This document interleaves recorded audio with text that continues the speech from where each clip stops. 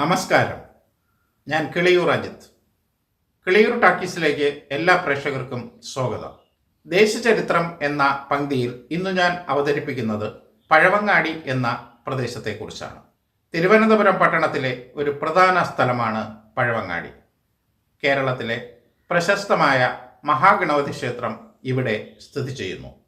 പഴയങ്ങാടിയാണ് വാങ്മയത്തിൽ പഴവങ്ങാടിയായി പരിണമിച്ചത്. അങ്ങാടി തമിഴ് പദമാണ്. പഴവങ്ങാടിയുടെ പൂർവനാമം വലിയ മാർത്താണ്ഡൻ തോപ്പ് എന്നായിരുന്നു. ആദ്യം പഴവങ്ങാടി ക്ഷേത്രത്തിൻ്റെ ഉൽപ്പത്തി കഥ പരിശോധിക്കാം. 1741 പത്മനാഭപുരത്ത് തിരുവിതാംകൂർ സേന രൂപീകരിച്ചപ്പോൾ അതിൽ ഉൾപ്പെട്ട ഒരു ഭടന് പുഴയിൽ കുളിക്കാനിറങ്ങിയപ്പോൾ ഒരു ഗണപതി വിഗ്രഹം ലഭിച്ചു. ഈ വിഗ്രഹം ഭടന്മാർ പട്ടാള ക്യാമ്പിൽ വെച്ച് പൂജിച്ചു. 1795 പട്ടാളത്തിൻ്റെ ആസ്ഥാനം തിരുവനന്തപുരത്തേക്ക് മാറ്റിയപ്പോൾ ഭടന്മാർ ഗണപതി വിഗ്രഹവും തിരുവനന്തപുരത്തേക്ക് കൊണ്ടുവന്നു. പഴയ ശ്രീകണ്ഠേശ്വര ക്ഷേത്രത്തിന് സമീപമുള്ള ആൽമരച്ചോട്ടിലാണ് ആദ്യം വിഗ്രഹം പ്രതിഷ്ഠിച്ചത്. വിവരമറിഞ്ഞ ധർമ്മരാജാവ് ഇന്ന് പഴവങ്ങാടി ക്ഷേത്രം സ്ഥിതി ചെയ്യുന്ന സ്ഥലത്ത് ചെറിയൊരു അമ്പലം പണിത് വിഗ്രഹം അങ്ങോട്ട് മാറ്റി വച്ചാരാധന നടത്താൻ സൗകര്യമൊരുക്കി കൊടുത്തു. 1870 ആയില്യം തിരുനാൾ മഹാരാജാവ് ക്ഷേത്രം വിപുലീകരിച്ച് ഉപദേവന്മാരെയും പ്രതിഷ്ഠിച്ചു. നെടുമങ്ങാടുള്ള കല്ലൻപാറയിൽ നിന്നാണ് ക്ഷേത്ര നിർമ്മാണത്തിനാവശ്യമായ കല്ല് അന്നെത്തിച്ചത്. വിശാഖം തിരുനാൾ മഹാരാജാവിൻ്റെ ഭരണകാലത്താണ് മുഖമണ്ഡപം നിർമ്മിച്ചത്. അതിനുശേഷം 2 തവണ പുനരുദ്ധാരണം നടന്നു.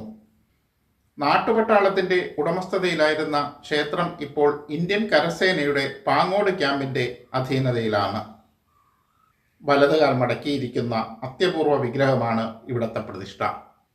പഴവങ്ങാടിയുടെ ഒരു ഭാഗം ഒരു കാലത്ത് വിശാലമായ പാടശേഖരമായിരുന്നു. കോട്ടയുടെ പുറത്ത് വിപുലമായി വാഴകൃഷി നടത്തിയിരുന്നു. പഴയകാലത്തെ പ്രശസ്ത ഭിഷഗ്വരൻ ഡോക്ടർ KG ഗോപാലപിള്ളയുടെ ഉടമസ്ഥതയിലുള്ള കൃഷിഭൂമിയായിരുന്നു ഇവിടം. അമ്മ മഹാറാണി സേതു പാർവതിഭായി മുൻകൈയെടുത്താണ് വാഴത്തോപ്പ് മാറ്റി നഗരം ഭംഗി വരുത്തിയത്. 1795 തിരുവനന്തപുരത്ത് സൈനികർ താവളമടിച്ചിരുന്നത് പഴവങ്ങാടി കോട്ടയിലായിരുന്നു. പഴവങ്ങാടി മുതൽ തകരപ്പറമ്പ് വരെ നീളുന്നതായിരുന്നു കോട്ട. 1809 ഫെബ്രുവരി 22 മെക്കാളെ സാഹിബ് തിരുവിതാംകൂർ സൈന്യത്തെ പിരിച്ചുവിട്ടു. ക്രമസമാധാന പാലനത്തിന് 500 പേരെ മാത്രം നിലനിർത്തി. കോട്ടയിൽ സൂക്ഷിച്ചിരുന്ന വെടിക്കോപ്പുകളും ആയുധങ്ങളും പിടിച്ചെടുത്തു. പഴവങ്ങാടി കോട്ട ഇടിച്ചു നിരത്തി. കിടങ്ങുകൾ മണ്ണിട്ട് മൂടി. തെക്കിണങ്കരത്തോട്ടിലെ ജലമൊഴുക്കും കോട്ടയ്ക്ക് കാവലൊരുക്കിയ മുളങ്കാടും പരന്നു കിടക്കുന്ന വയലേലകളും വിശാലമായ മൈതാനങ്ങളുമൊക്കെ ഒരു കാലത്ത് പഴവങ്ങാടിക്ക് ചാരുത പകർന്നിരുന്നു. പഴവങ്ങാടിക്കും ഓവർബ്രിഡ്ജിനും ഇടയിൽ 4 മൈതാനങ്ങൾ നിലനിന്നിരുന്നു. ക്ഷേത്ര നട മുതൽ കിഴക്കേക്കോട്ട വരെ നീളുന്നതായിരുന്നു പഴവങ്ങാടി മൈതാനം. AKGയുടെ നേതൃത്വത്തിൽ നടന്ന പട്ടിണി ജാഥയും കർഷക ജാഥയും ഒക്കെ പരിസമാപ്തി കുറിച്ചത് ഈ മൈതാനത്തിലായിരുന്നു. സ്വാതന്ത്ര്യ സമരവുമായി ബന്ധപ്പെട്ട് എത്രയോ സമ്മേളനങ്ങൾ ഇവിടെ നടന്നിരുന്നു. രാഷ്ട്രീയ സാമൂഹ്യ മണ്ഡലങ്ങളിലെ ഒട്ടുമിക്ക നേതാക്കളും ഈ മൈതാനത്ത് ജനലക്ഷങ്ങളെ അഭിസംബോധന ചെയ്തിട്ടുണ്ട്. ഇപ്പോൾ ഈ മൈതാനം KSRTCയും വഴിപാണികക്കാരും കൈയടക്കിയിരിക്കുന്നു. സ്വാതന്ത്ര്യ സമരകാലത്ത് ഹരിജനങ്ങൾക്കായുള്ള തൊഴിൽ പരിശീലന കേന്ദ്രം പ്രവർത്തിച്ചിരുന്നതും പഴവങ്ങാടിക്ക് വടക്ക് ഭാഗത്താണ്. പഴവങ്ങാടിക്ക് സമീപം ഓവർബ്രിഡ്ജ് റോഡിൽ ഒരു കാലത്ത് ഒരു അമ്മൻകോവിലുണ്ടായിരുന്നു. കുരൂക്ക് പണ്ടാര അമ്മൻകോവിൽ എന്നാണ് ഈ ക്ഷേത്രം അറിയപ്പെട്ടിരുന്നത്. ശ്രീപത്മനാഭസ്വാമി ക്ഷേത്രത്തിൽ പൂകെട്ടാനായി തമിഴ്നാട്ടിൽ നിന്നെത്തിയ കൈപ്പണിക്കാരുടെ ക്ഷേത്രമായിരുന്നു ഇത്. റോഡ് 6 വരിയായി വീതി കൂട്ടിയപ്പോൾ ഈ ക്ഷേത്രം പൊളിച്ചു മാറ്റേണ്ടി വന്നു.